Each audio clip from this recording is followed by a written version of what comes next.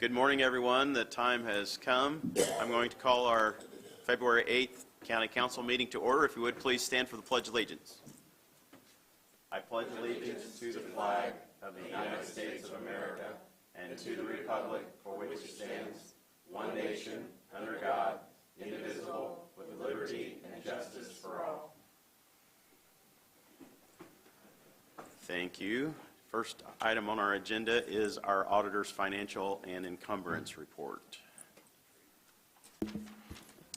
Okay, first, the encumbrance report, I think, was sent to you. I don't have it on the screen here, but that's the encumbrances that were requested and what we approved for all the funds outside of the general fund. So if you just want to look that over, I don't think you need to take any action on that, but it's just for your information, and we're required to give that to you.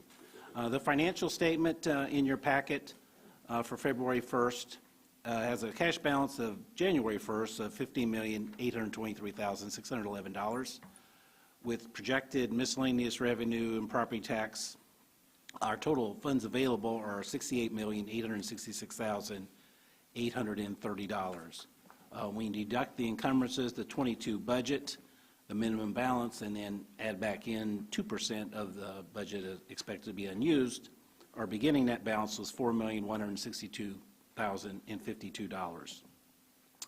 We had no additional appropriations requested or approved in January, and we have $1,525 requested for this meeting. There are 1111 of miscellaneous expenditures, which kind of come from some court order payments. So our total funds available when we go into this meeting, the general fund, is $4,160,941. Next, we have the revenue report, and then, of course, we're just looking at the month of January, and there was not anything really noteworthy here. Under 2910291, we did receive the quarterly, it would have been the last quarter of 2000, or the third quarter of 2021 for the Public Defender Commission, that reimbursement, so that came to 25% exactly of what we had anticipated it to be for the year, so that one is on pace. I don't really know there's anything that is really unusual outside of that, so I don't have anything else to say there. We're at 3.7% of our revenue received that we had projected for the year, but that is not unusually low. Next, I get into the fund balances. Fund 1000 is the general fund. We have an ending cash balance of $14,025,000. And obviously, for most months when we don't have settlement, we are going to expend more than what we bring into the general fund. I just had a few things marked on this report. 1188 reassessment and 1224. We were told State Board of Accounts has a chart of accounts, and they want us to use a different reassessment fund number, the 1224, and that's what we did the budgeting on for 22. And so we did zero out the reassessment fund in 1188 and move the cash down. So if you see the expenditures, 154,000 in 1188, they pretty much match the 152.4 that were in the 1224. That's just moving the cash balance down.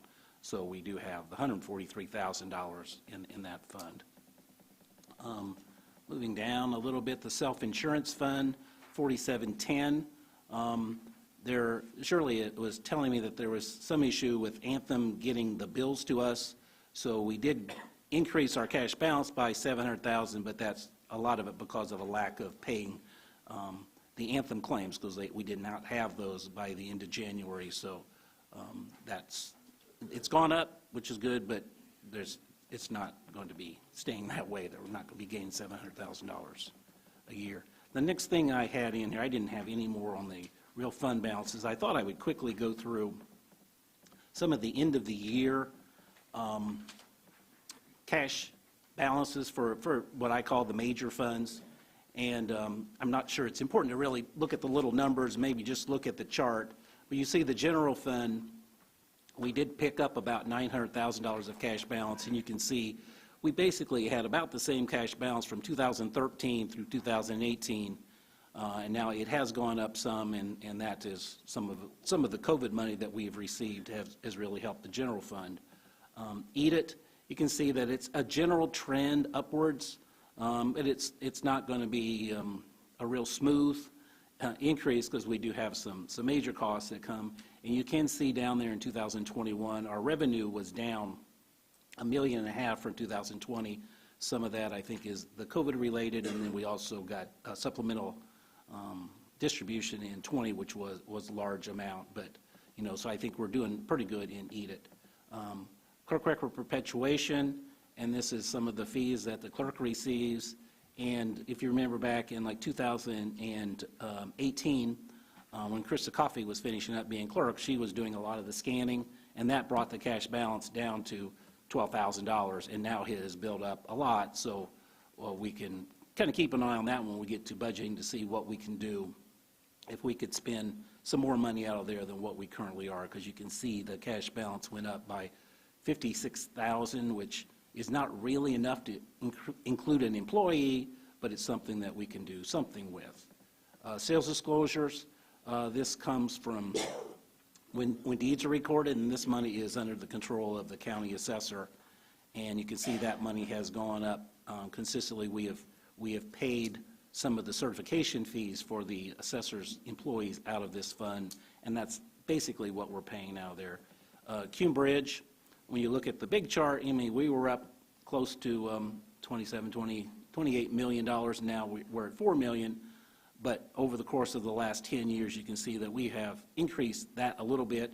And of course, this is a tax rate, and I'm not sure what's going to go through legislatively, but if there are some reductions on the amount of personal property, that would be detrimental to a fund like Cume Bridge that has a set tax rate. And if the assessed value goes down, the amount of money going to Cume Bridge will go down.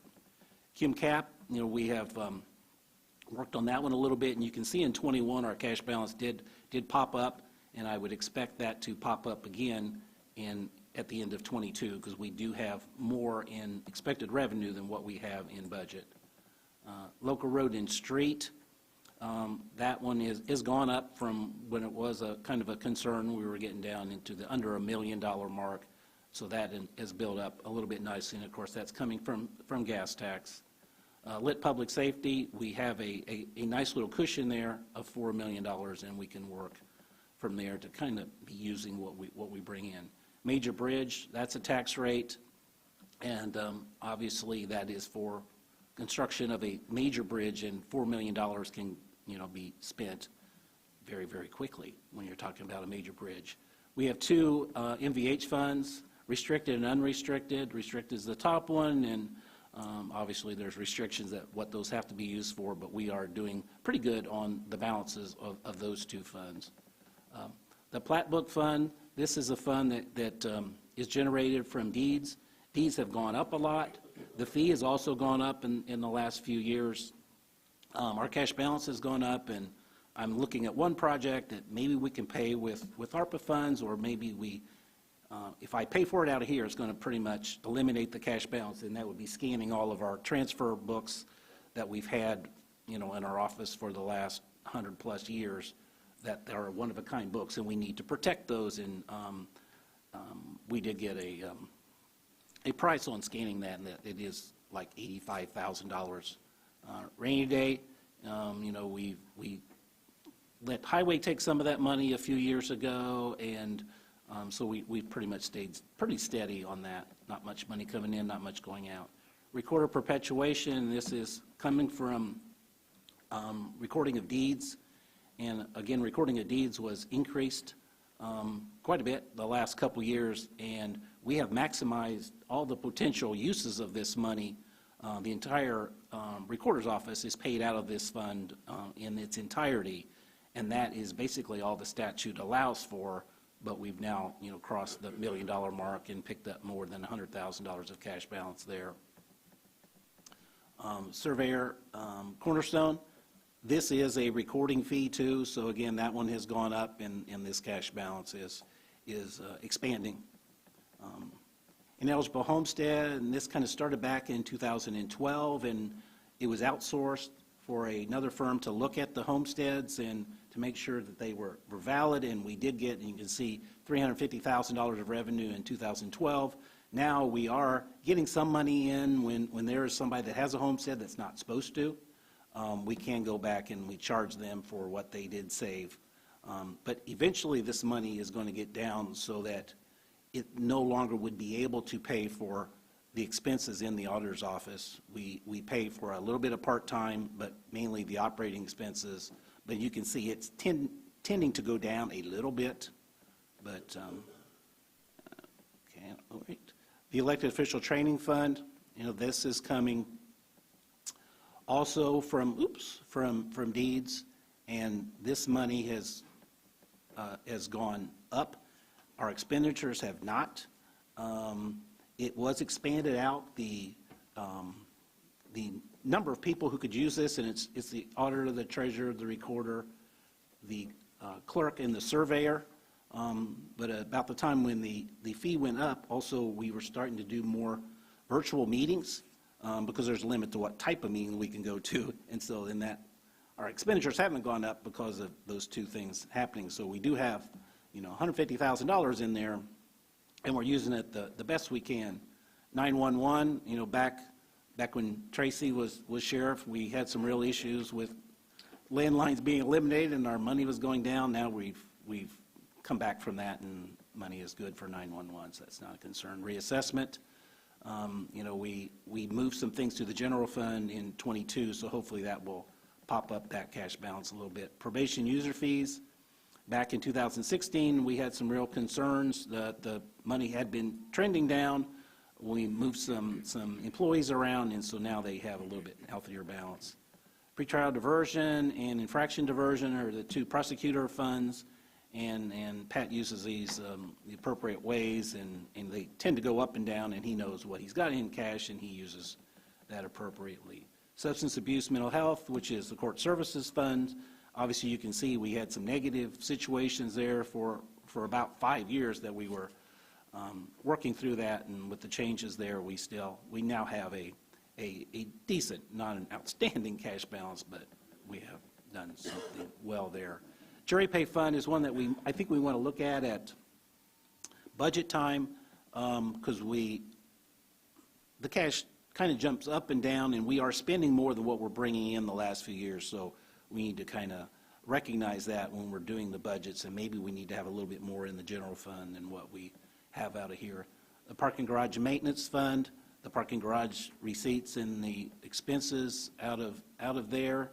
Well, the revenues went down in '21. I think there was a time from the pandemic where I don't know if we even had anybody in the booth collecting money. So, but most of that money comes from the employees through payroll deductions.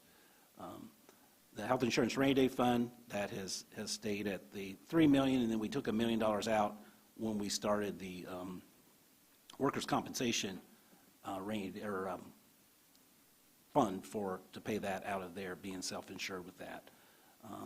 The county self-insurance, the health insurance fund, it did come down in '21, but we still have a very, very good balance. And the last one on my list is Phase 2 stormwater, and this has been occasionally, and not for quite a while, funded from EDIT monies, and we're getting to the point that we're going to need to get some more revenues in there as the surveyor uses this money with the Phase 2 stormwater requirements that he has. So anyway, that was just my little extended of a little look through where we're at the end of '21. If there's any questions. Any questions? Any questions for Bob? Bob, I recalled, heard you say something about the self-insurance. We've got a balance of $9 million in there somewhere. Yes. Your feeling on that's not enough, or is it scary? No, I think that is plenty. I mean, if we keep trending down, if we go from, we were taking $1 million out of there and putting it into the general fund to help support that. That is not happening anymore.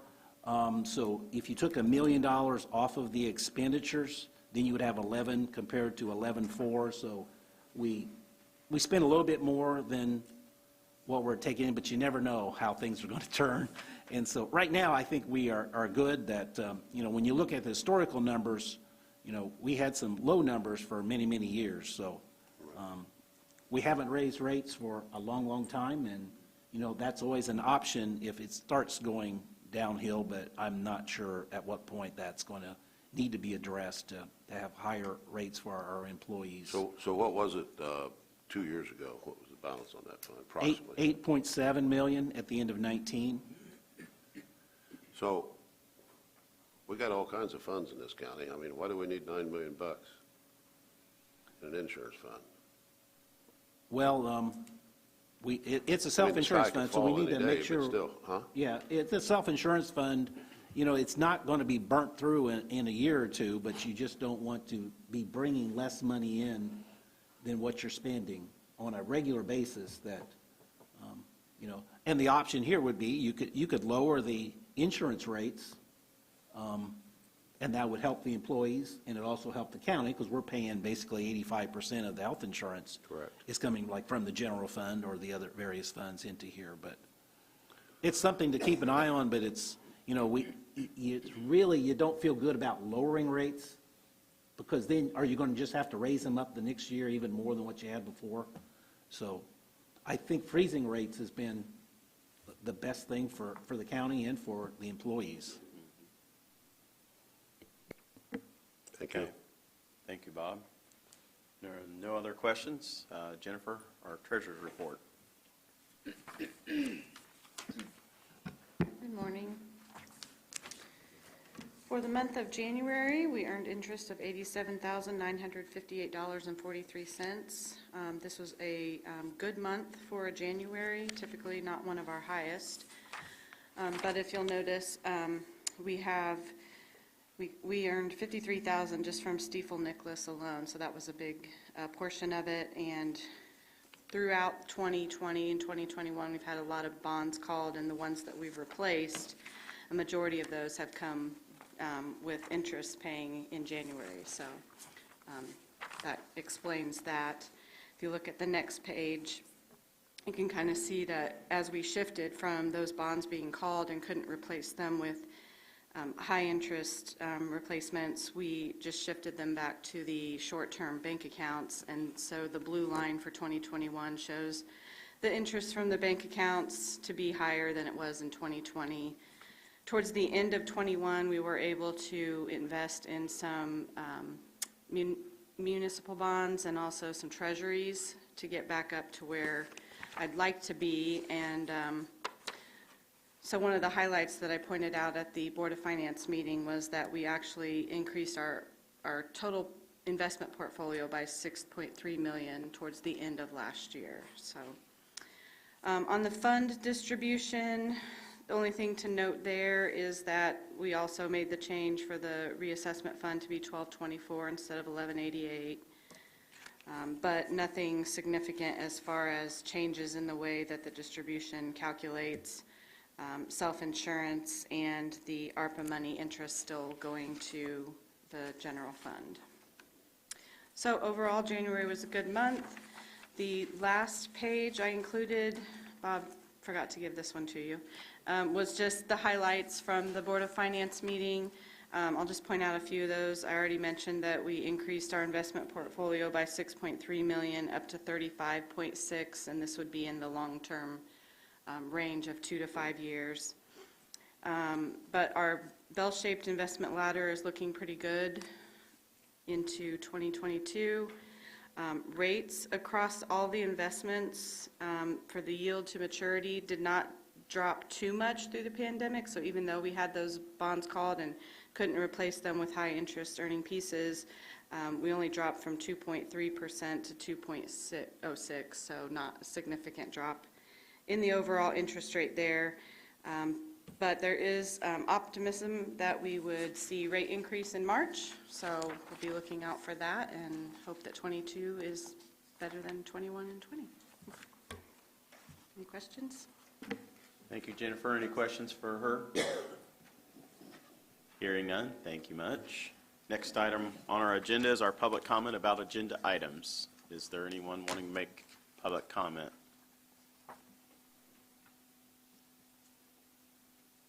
If not, we'll move on to Resolution 2022-06-CL.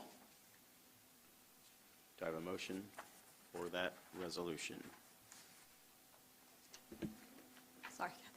Yeah, motion for approval of Resolution 2022-06CL, confirmatory resolution of American Fiber Tech Company for the designation of an economic revitalization area. Second. Oh, sorry, Barry. I have a motion on the floor from Councilwoman Hamilton, a second from Councilman Richard, to approve the Resolution 2022-06CL, the confirmatory resolution of American Fiber Tech Company and the designation of an economic revitalization area. Any comment about that? Doug?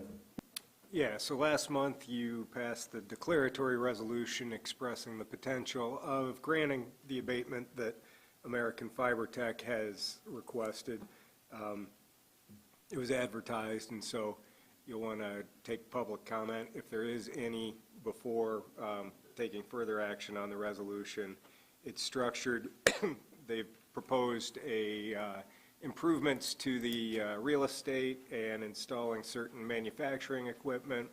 It's structured so that the real estate would get a 10-year abatement, declining each year by 10%, and then the equipment would get a 7-year abatement, and the equipment would be subject to a clawback agreement if they were to move the equipment out of the county. Okay, thank you. Is there any public comment related to this resolution? Any comment from any council members or questions? Hearing none, resolution, do we voice vote or roll call? It'd be a voice vote. You'd probably, if you don't necessarily need any more information from American Fiber Tech, they were there, you might want to just note for the record that they presented information on the project last month. Would you folks want to present anything again, or are we good to go? I wasn't here last month.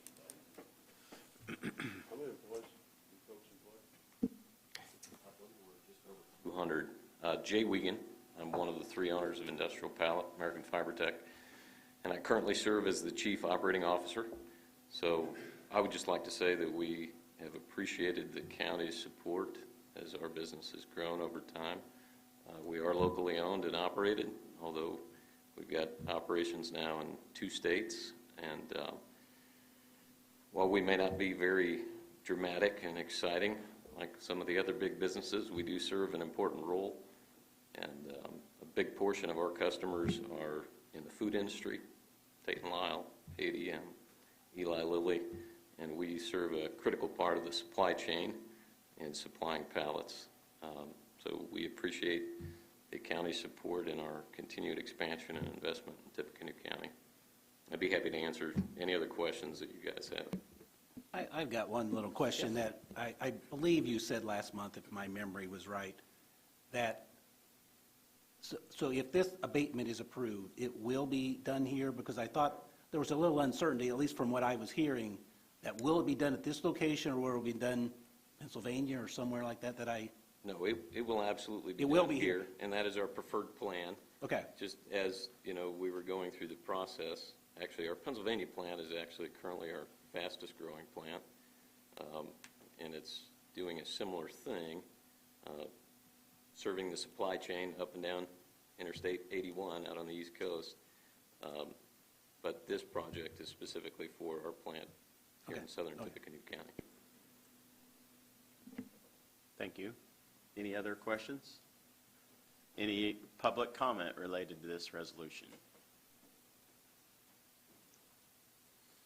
Hearing none, we'll proceed to vote. All those in favor say aye. Aye. Those opposed? One opposed. That is approved. Okay, we'll move on into our consent agenda. I've got the minutes and from our January meeting, and also some different transfers and appropriations from grant funds. Anything that needs to be removed from the consent agenda before we proceed with that? If not, do I have a motion to approve the consent agenda? I'll make a motion that we approve the consent agenda as presented. Was that you, John? That's me. Okay. I have a motion on the floor from Councilwoman Vernon, a second from Councilman Basham to approve the consent agenda as presented. Any comment? Hearing none, all those in favor say aye. Aye. Those opposed? That is approved.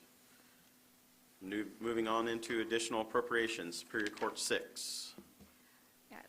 Motion to approve General Fund 1,000 appropriation for Superior Court 6 in the amount of $1,525.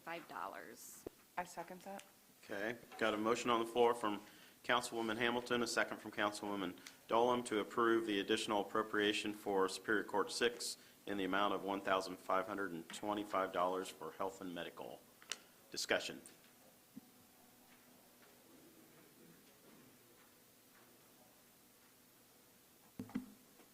Hearing none, all those in favor say aye. Aye. Those opposed? That is approved. Next, we have the Public Defender 2022 salary statement. Motion to approve Public Defender 2022 salary statement for up to $30 per hour for part-time employee. Second. I have a motion on the floor from Councilwoman Hamilton, a second from Councilwoman Dolam, to approve the Public Defender 2022 salary statement up to $30 for part-time hourly wage employee. Discussion.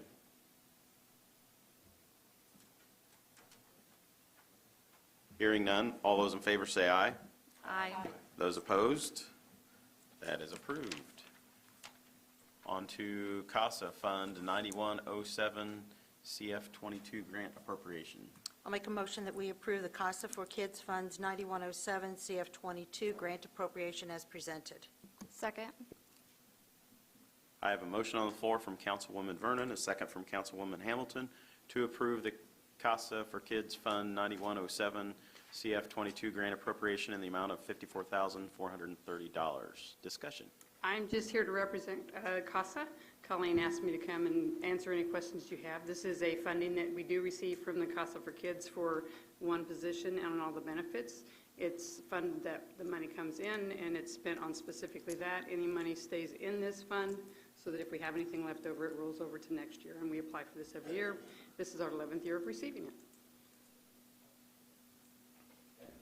Any other questions? Hearing none, all those in favor say aye. Aye. Those opposed? That is approved. Thank you. Thank you. Next, we have lit public safety for the sheriff. I'll make a motion that we approve the Lit Public Safety Fund 1170 appropriation as presented. Second.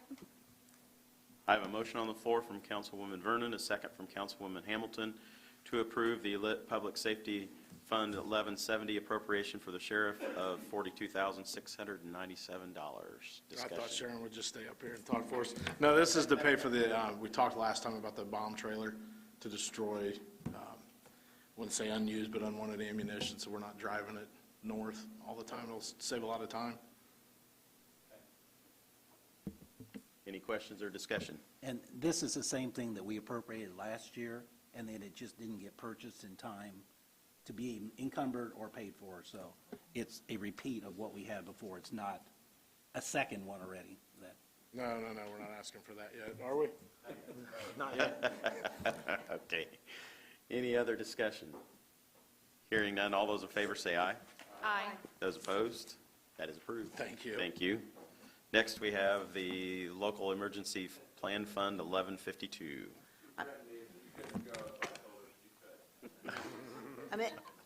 And this is for TEMA, Local Emergency Plan Fund 1152. I'll make a motion to approve that appropriation as presented. Second. I have a motion on the floor from Councilwoman Vernon, the second from Councilwoman Hamilton, to approve the Local Emergency Plan Fund 1152 appropriation for $23,419. Discussion.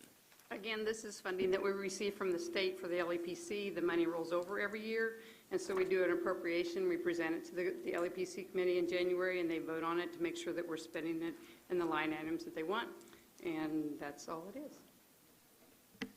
Thank Thank you, Sharon. Any other discussion? Hearing none, all those in favor say aye. Aye. Those opposed?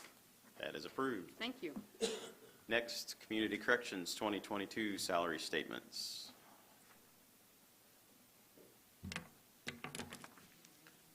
Motion to approve Community Corrections 2022 salary statement. And do I do that individually, then the 45? Can we do them all together, Doug? Yeah, Or I do we think have you to can do do them all together. Okay. Okay. You want to do them all together, all at once, or? Yeah, Okay. that's fine. All right. Do I have a second? Second. I have a motion on the floor from Councilwoman Hamilton, a second from Councilwoman Vernon, to approve the 2022 salary statements for Community Corrections for the 3 positions stated. Discussion. Since you just did that, I will say that the $45,160, that case manager that was inadvertently put on there, that is a new position with that grant. It has not yet been approved by the committee, so I'd ask that that be removed. And then we'll bring that back once that's completed. The other 2 Thank you, positions. Jason. I'm sorry? The other 2 positions are our continued pretrial and coordinator and assistant coordinator from the old COAP grant, COAP grant, which, as I explained last month, is now the COSAP grant, COSSAP grant. So it's just a change in that title, or the change in that grant. Positions stay the same, funding, or their titles stay the same. Are those changes okay with you, Jody and Yes. Kathy? Okay. All right, thank you, Jason. Any other discussion regarding that? So we do have a change that it's the 2 positions for the coordinator, Pat 4, and the assistant coordinator, Pat 3 positions are the 2 then that we're approving. There's no other discussion. We'll move on to vote. All those in favor say aye. Aye. Those opposed? That is approved. Next, Go go ahead. ahead. We have salary statement for Do It. I make a motion, we approve the do-it salary for $73,323 for 2022. Second?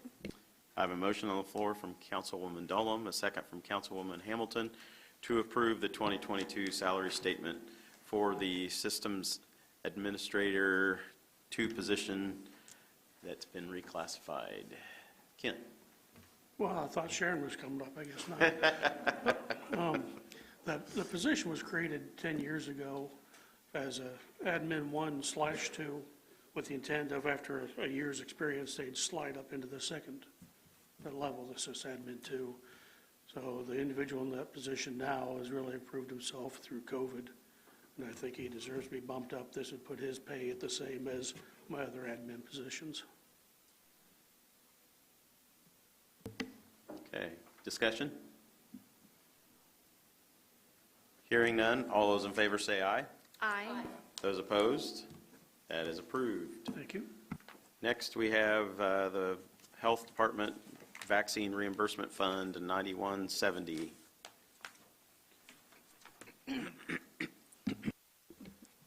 Motion to approve Vaccine Reimbursement Fund 9170 fiscal year '21.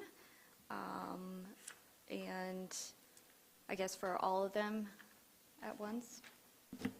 Okay, Well, I think the first thing's a transfer, right? yes, transfer. We put this, normally transfers are in the consent agenda. We put this one in there because this is a little bit different, and since we are talking about the bonuses, that we decided to put this one down into a discussion item instead of the consent. I'll second the motion. Okay, I have a motion on the floor from Councilwoman Hamilton, second from Councilwoman Vernon, to approve the transfer in the amount stated for the Vaccine Reimbursement Fund 9170, excuse me. Discussion. Welcome. Hi, I'm not sure what questions you have. It is for pay, for hazard pay for our staff from working COVID-19 the last, we're really going on 3 years. We started in January of 2020 preparing, and so that's what I'm asking for. Questions from council? Does this reimbursement then, does it state that it allows for that? It does. Type of reimbursement? It does.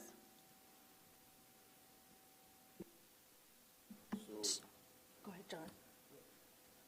Kayla, well, I do have the grant here. I don't see it in there. Nothing is mentioned like it was when Pat had the grant for. There is no restrictions on this grant, and there are other counties that have done this already.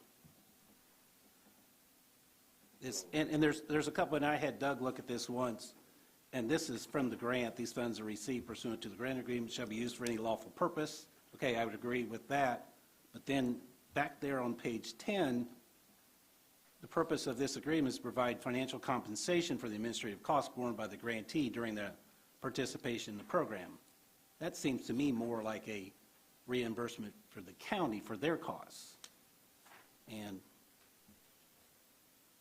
Isn't their salary paid That's the out of the statement of general work. funds? And isn't part of their salary paid out of the general funds? all of their salaries are paid out of the So general fund. it's basically reimbursing them for the time that they spent, the overtime that they didn't get compensated for, and all the other hazardous pay that they. Some of these people, if they worked extra time, they would be compensated. Some of There's them there's would. only a couple of exempt employees that would not be compensated. But this is every employee that they have in the health department. You said overtime. I just want to make sure that it's, I don't want to get in trouble for paying for something out of a grant. I believe where they've the- had many calls with the State Board of Health saying that they could spend it on whatever they. I mean, I'd like to see, I need something in writing. We can get something from the State Board of Health. You said they worked overtime. Did they get paid for the overtime? The exempt employees do not get paid overtime. I've been working 7 days a week, and I haven't been compensated at all. So when I look at the list of employees, how many did not of this list receive overtime in There'd total? be only 2 that have not received any overtime or comp time. The exempt, Cassie Shaw and myself.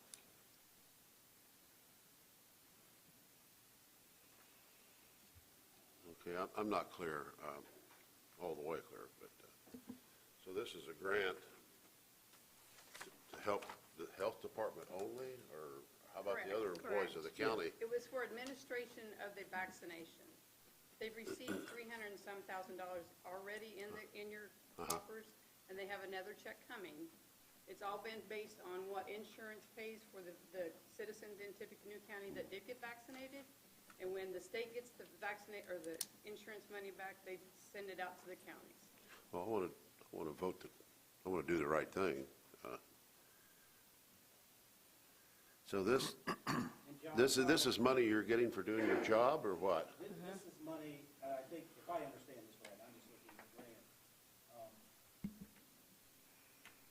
that most of the reimbursements from the insurance companies were $40 for each dose. And then this grant, we are getting $37 back from each one of those. Is that correct? Right. And so that's where the money is coming from. It's coming from insurance companies, from that vaccinated people in Tippecanoe County, and we're just getting that money back for whatever use, that the council approves. Well, I would just like to add, we appreciate all the staff's, work and through the hazardous conditions and so forth. And this grant is making it possible to recognize that. And as you said, there's many different departments throughout the state that use the grant money for exactly the same thing. So I would hope that we could pass this and be able to use the grant money to acknowledge and to reward the staff, as said, and make it, we're very fortunate to have this type of grant available to do just that. So thank you all for what you do, and I'm very much in favor of doing this. And this obviously is not going to use all of the grant money up. There is still No, we didn't. other monies there. Yeah. This is just like a third of it or something like that? Small portion of it, and there'll be Yeah. another At least one more payment. payment coming. Also, it helps to sustain your employees. It just gives them that morale to know that we are looking out and respecting and appreciating what they've done. Okay, in that same vein, again, I'm probably riding the wrong horse, I don't know. But what about the other employees of the county? You take a look at the sheriff's department. You take a look at the jailers that have to deal and come in front of all these people with possibly getting COVID and all that other. And that's Do- where. Do they get, sorry? That's where each department would try to secure a grant for their own department. I see what you're saying, John, but each department, it's their responsibility to seek and obtain a grant such as this to reward their employees.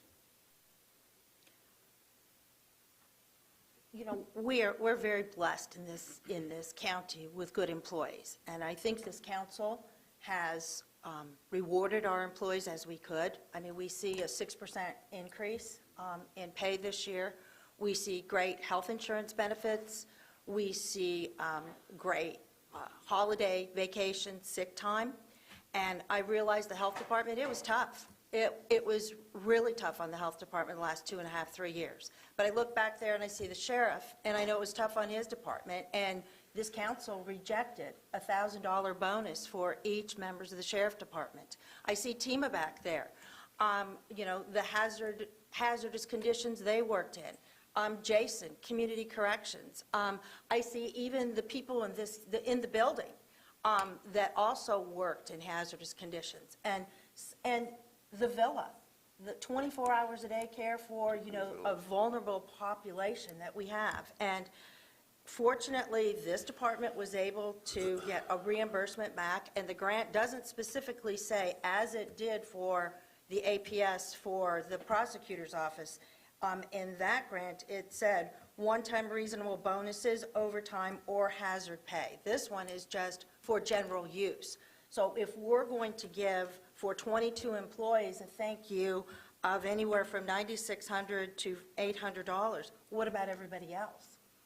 And, you know, I just can't, I can't support that, looking out and seeing all of our other employees that worked through hazard conditions as well. But last month, you did vote for the prosecutor's grant, and so I'm asking for the same respect for my staff that has been working diligently.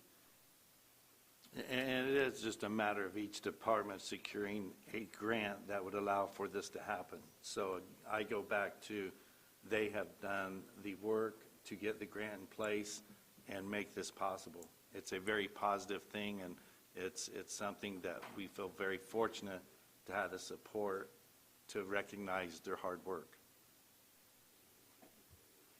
Okay, once again, in that same vein, you're doing your job. That's the job you assigned to do. But with the extreme challenges that they've had above and beyond what we would consider normal. Oh, what about Tippecanoe Villa? I forgot about that one. No, That's a tough one. Kathy said that, and I think that, you know, they, as a department, very well could apply and obtain a grant as well. Should we be looking at something more broad, is the question then? I mean, we do have we are in a decent shape financially, and people have been working really hard, and Well, and maybe what we should do, since we are going to get more money back, we take this total amount of money and see how we can divvy it up with all the employees, and maybe just table this, and if they're going to get some further information and clarification so our auditor can feel comfortable with using this money for bonuses, because it doesn't specifically say bonuses, it just says received pursuant to this can be used for any lawful purpose by the organization. So maybe what we should do is since the Health Department representative, Ben, is not here today, why don't we table this and have further discussion, see how much more money comes in, and go from there? I would agree with that, because I certainly don't feel comfortable making a decision today based on the auditor not being comfortable with the wording. I mean, if we could get some more detailed clarification that this definitely can be used for hazard pay bonus, then I would personally feel more comfortable seeing that in writing versus conversations. So with that being the case, do I have a motion to table or other action to take place? Do we need to withdraw the motion first, or can we table? you could do either. Because right now, there's just a motion on the floor for Approval. to transfer funds. Yeah. You could withdraw it, or you could move to table it. I mean, I think you have to, right now for the transfer, but for the, do you have to re-advertise? No? Okay. So, doesn't matter, but you could table, you could do either. I'll make a motion that we table. Second. Okay, I've got a motion on the floor from Councilwoman Vernon, a second from Councilwoman Hamilton to table this transfer till next month. Okay? That's not discussable, is it? I don't remember now. I don't know. Sorry. It's like, Roll call. yeah. And if the motion is for next month, then you don't need to submit a new form. We'll just take I this. won't be here next Okay, month, so. okay. So would the rest of the county employees or the departments get word of this and make their application, or, I mean, some of these departments are very risky, and the health department's very risky. It's a risky department. Well, and that's part of the discussion we can have between now and the next month, so, okay. Okay. I mean, I was at Lilly 28 years, and I know what it is to work around a lot of hazardous materials and you know, hot boxes and stuff like that. But Right. Okay, any other discussion? Hearing But, none? I mean, Oh, go ahead. I mean, there are other businesses that are doing bonuses like this for their employees, so, and we need to be competitive, so I think we should think about that a little bit. Okay. All those in favor of tabling, say aye. Aye. Those opposed? Aye. Okay, I'm going to consider it tabled. Okay. And the salary statement, that was also related to that transfer, so that would be tabled as well as a result. Well, not really. I mean, you're just not taking any action on it. Taking no action, okay. It'll go back Okay. on the agenda next. All right. Committee reports.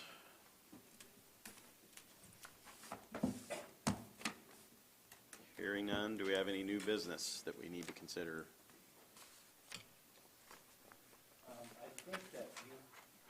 I think you have on your front of you, there's the appointments. And so we still need to take some official action on the Alcoholic Beverage Commission. And Vicki did get back with me, and she is good with Okay. being reappointed. So if you tell us that those Yep. two are good to go? So those are good to go. Okay. Do we need to take an official motion to? Okay, all right. Kevin, I want to go back to committee reports real quick. Yes, go ahead, We've John. had some little upside hiccups down in Romney Sewer District. Our treasurer lost his wife, and of course, he resigned, and we got a couple other placements we're trying to fill. I believe the treasurer and the vice president, so we got applications out there right now, so Okay, that's the latest. all right, thank you, John. Commissioner FYI.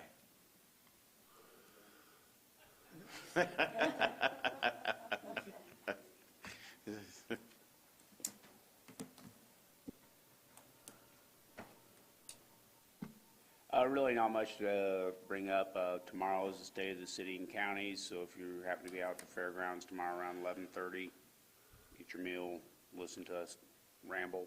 That's the good part of that part. We'll like to say that we do have a new person that's going to be our new marketing and events director out at the fairgrounds. She has accepted the position. Some of you know her real well. Don't know where Ben is, but her name is Kim Murray. So Kim Murray is going to be our brand-new event director out there and stuff like that.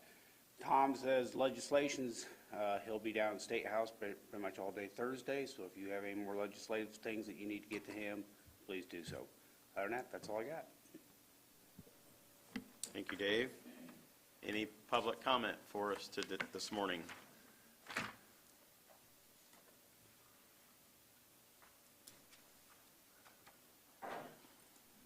Good morning, Tim Clark. Good morning. 6875 West Arrowhead Drive. Here this morning to let you know, I've been working with the town of Audubon, which, as you all know, part of Audubon is Tippecanoe County, part is Benton County. I had a meeting with Smokey Anderson a couple months ago.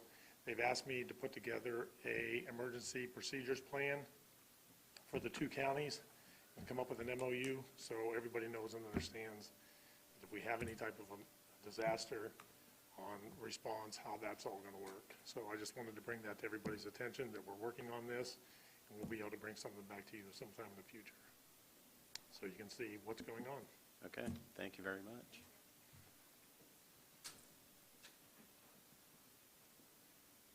Any other public comment? I do have a question. Do we have an idea, I hear there's some bills down at the State House around cutting taxes, and that might affect us. Do we have any idea on how that would play out here in Tippecanoe, or is it still too early to know? Does anyone? Tom stepped out. Yeah, Okay, okay. probably still a little bit on the early side. Okay. Any other? If not, I'll take the last motion. So moved. We are adjourned. Thank you, everyone.